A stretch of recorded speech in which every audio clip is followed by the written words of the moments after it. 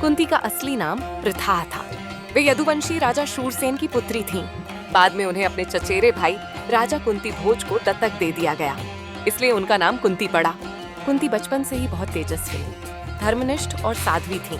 जब वे युवावस्था में आईं, तब एक बार महर्षि दुर्वासा ऋषि उनके पिता के महल में अतिथि बनकर आए।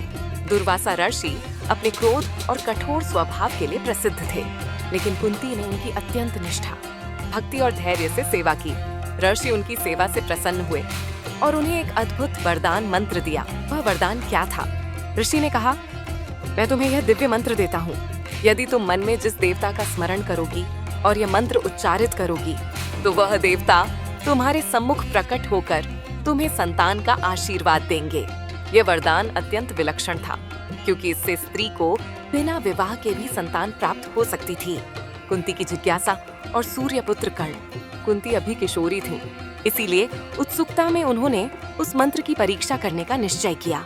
उन्होंने सूर्यदेव का ध्यान करके मंत्र पढ़ा। तुरंत सूर्यदेव उनके सामने प्रकट हुए। सूर्यदेव ने कहा कि वरदान के प्रभाव से उन्हें पुत्र होगा।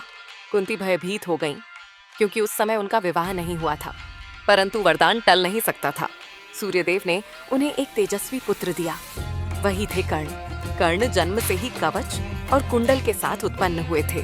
कुंती की विवशता, अविवाहित होने के कारण कुंती समाज के भय से उस शिशु को पाल नहीं पाई।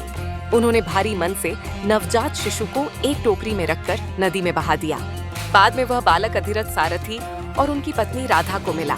उन्होंने उसे पाला, इसीलिए कर्ण को राधेय भी कहा जाता है।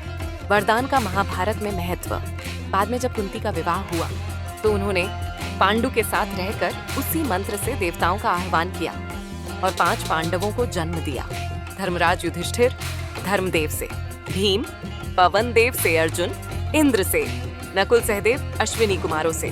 इस प्रकार दुर्वासा ऋषि के दिए वरदान से ही पांडवों और कर्ण का जन्म हुआ और यही महाभारत की कथा की नींव बना।